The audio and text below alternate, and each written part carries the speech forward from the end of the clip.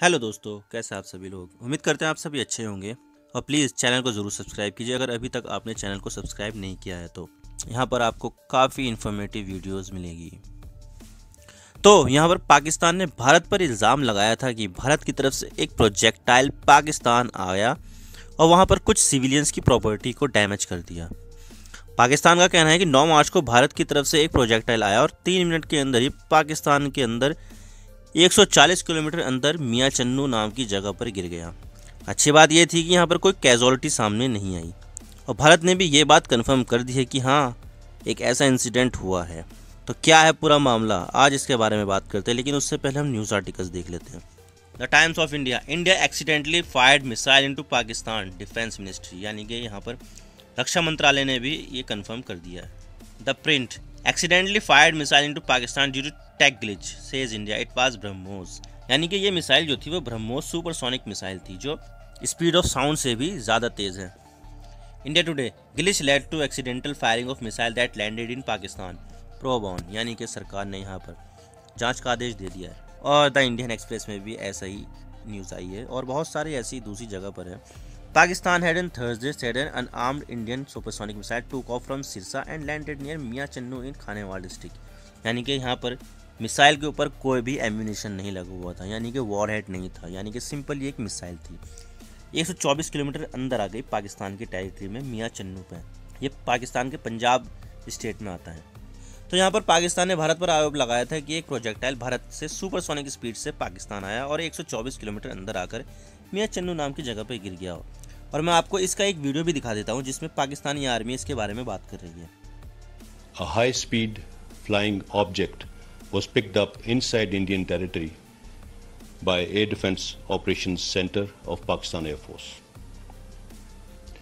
From its initial course, the object suddenly maneuvered towards Pakistani territory and violated Pakistan's airspace, ultimately falling near Mia Channu at 1850 hours, that is 6:50 p.m. And when it fell, it also damaged some civilian property. Thankfully, no loss or injury to human life was caused.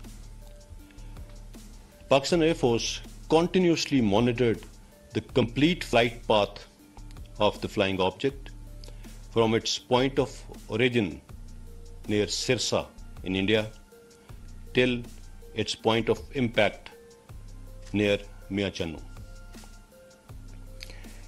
And Pakistan Air Force initiated requisite tactical actions in accordance with the SOPs.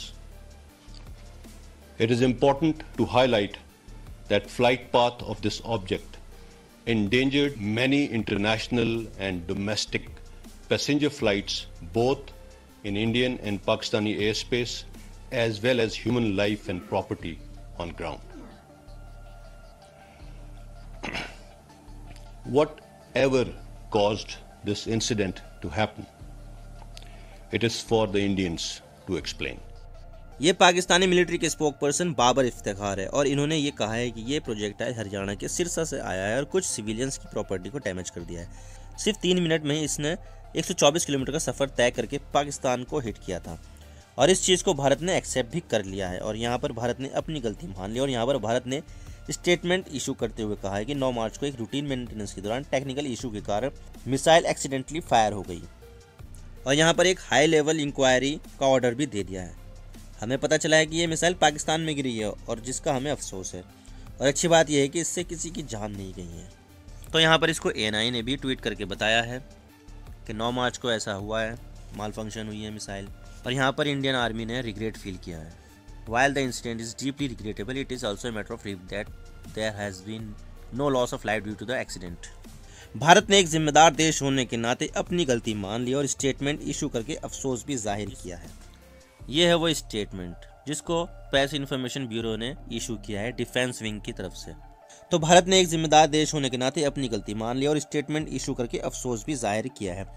हालांकि देखा जाए तो दोनों देश यहाँ पर maturity दिखाई है दोनों देशों ने, वरना देखा जाए तो दोनों परमाणु शक्ति संपन्न देश हैं और यहाँ पर किसी भी तरह की मिसअंडरस्टैंडिंग से कुछ बड़ा भी हो सकता है, लेकिन दोनों देशों ने यहाँ पर मैच्योरिटी दिखाई और इस इशू को इतना बड़ा नहीं होने दिया। वरना तो वैसे भी यहाँ पर दोनों देशों के बीच हमें टेंशन ही हमेशा देखने को मिलती है। लेकिन यहाँ पर पाकिस्तान ने इंडिया के अगेंस्ट अपना प्रोटेस्ट भी दिखाया है और इंडियन डिप्लोमेट को समन भी भेजा है और बोला है कि ये बिना उकसावे के भारतीय सुपरसोनिक फ्लाइंग ऑब्जेक्ट ने हमारे एयर स्पेस का वॉलेशन किया है। और भारत का ये बिहेवियर भारत का गैर जिम्मेदाराना रवैया दिखाता है, जिससे पीस और स्टेबिलिटी इस रीजन की खराब होती है। और आगे कहते हुए उन्होंने कहा है कि इसने घरेलू और इंटरनेशनल फ्लाइट्स को भी खतरे में डाला है, जिससे किसी एक्सीडेंट से बहुत सी सिविलियंस की कैजुअलिटी हो सकती थी।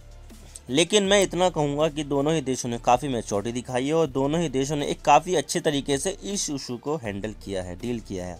ज़्यादा इस मामले को एस्केलेट नहीं किया, वरना तो दोनों देशों के पास न्यूक्लियर वेपन्स है और दोनों ही देश एक दूसरे से दुश्मनी भी रखते हैं। तो अगर ये मामला अच्छे से डील ना होता या कोई देश एक हार्डलाइन स्टेप ले लेता तो शायद यहाँ पर हमें कुछ और ही देखने को मिलता। और इससे हमें ये भी पता चलता है कि हमारी ब्रह्मोस मिसाइल कितनी कैपेबल है। और सिर्फ 3 मिनट में ही उसने 124 किलोमीटर ट्रैवल किया और मियाँ चन्नू में गिर गई। लेकिन मैं इतना भी बता दूं कि मिसाइल अक्सर मिसफायर भी होते रहते हैं और ये आपके 100% कंट्रोल में रहेंगे ऐसा भी नहीं है। अभी रिसेंटली ही रूस और यूक्रेन में वॉर चल रहा है, तो वहाँ पर मिसाइल फायर के काफ़ी हादसे हो रहे हैं। रेजिडेंशियल बिल्डिंग पर मिसाइल गिर रही है और वहाँ पर बांग्लादेश, जापान और तुर्की के फ्रेट शिप्स पर भी मिसाइल अटैक हुए हैं। वो भी काफ़ी हद तक मिसफायर का ही नतीजा है। और बहुत से दूसरे मिसफायर हुए हैं जिसको मैं अभी बता देता हूँ आपको। जैसे कि 2016 में हुआ, ताइवान ने गलती से एक सुपरसोनिक मिसाइल को फायर कर दिया जो एक फिशिंग बोट पर जाकर टकरा गई।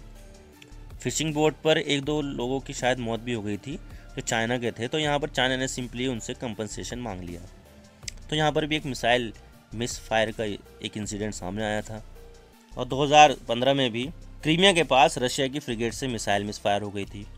और 2003 में भी अमेरिका की 2 मिसाइल तुर्की में मिसफायर हो गई थी, 2 टॉमहॉक मिसाइल। हालांकि ये किसी पॉपुलेटेड एरिया में गिरी ही नहीं थी। और वैसे भी दोनों देश नेटो के मेंबर थे, दोनों देशों के बीच में एक अंडरस्टैंडिंग थी, तो इस मामले में कुछ ज़्यादा इशू नहीं हुआ था। और आप तो पैट्रियट मिसाइल के बारे में जानते ही हो, जिसको S-400 का एक ऑल्टरनेटिव बताया जाता है, तो वो भी मिसफायर हो गई थी। 2020 का इंसिडेंट है ये। तो अगर देखा जाए तो मिसाइल अक्सर मिसफायर होते रहते हैं, तो मिसाइल का कंट्रोल फुल प्रूफ नहीं होता है। जो भारत से भी ज़्यादा एडवांस देश है टेक्नोलॉजी में, उससे भी मिसाइल अक्सर मिसफायर हो सकती है। लेकिन अब सवाल यह आता है कि क्या पाकिस्तान हमारी सुपरसोनिक क्रूज मिसाइल ब्रह्मोस को रिवर्स इंजीनियरिंग करके मिसाइल बना सकता है? अब ये सवाल आता है, क्योंकि अभी जो हमारी ब्रह्मोस मिसाइल पाकिस्तान में लैंड कर गई है वो तो ब्लास्ट हो गई है, तो उसके रैकेज तो वहीं पर पड़े हुए हैं। तो क्या पाकिस्तान इससे हमारी टेक्नोलॉजी को चुरा कर नई मिसाइल बना सकता है? तो देखिए, इसका डर तो वैसे भी बना हुआ है, क्योंकि देखा जाए तो पाकिस्तान पहले भी ऐसा कर चुका है। 1.5 साल पहले ही पाकिस्तान के पूर्व PM नवाज शरीफ ने जर्नलिस्ट को एक इंटरव्यू दिया था अपना, तो उन्होंने इस बात को एक्सेप्ट किया था कि उन्होंने अमेरिका की टॉमहॉक मिसाइल को रिवर्स इंजीनियरिंग करके मिसाइल बनाई थी। और ये कैसे किया था?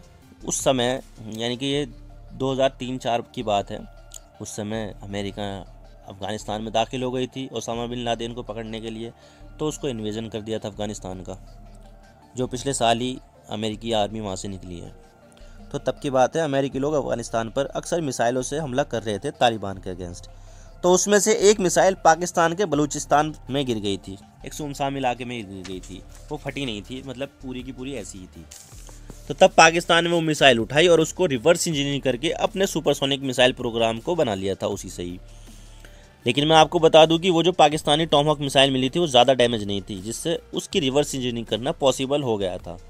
लेकिन अगर आप इसको देखोगे, जो हमारी सुपरसोनिक मिसाइल पाकिस्तान में गिरी है, तो उसके तो बस रैकेज ही बचे हैं। तो पाकिस्तान इसमें ज़्यादा कुछ भी नहीं कर पाएगा, ऐसा तो मुझे लगता ही नहीं है, क्योंकि देखिए टुकड़े टुकड़े बचे हैं, जली हुए पूरी, उसमें कुछ बाकी रहा ही नहीं। लेकिन अभी भी दोनों देश बेहद ही जिम्मेदारी का परिचय दे रहे हैं, और ये एक एग्जाम्पल है कि अगर 2 देशों के बीच कुछ ऐसा कुछ होता है तो एक रिस्पॉन्सिबल देश होने के नाते मामले को एस्केलेट नहीं करना चाहिए। तो आगे क्या होगा? क्या पाकिस्तान इसे UN में लेकर जाएगा या दोनों देश मामले को यहीं निपटा लेंगे? ये तो आने वाला फ्यूचर ही बताएगा। तो तब तक के लिए मैं मिलता हूँ आपसे नेक्स्ट वीडियो में। Thank you for watching. I really appreciate your precious time. God bless you all. Now signing off.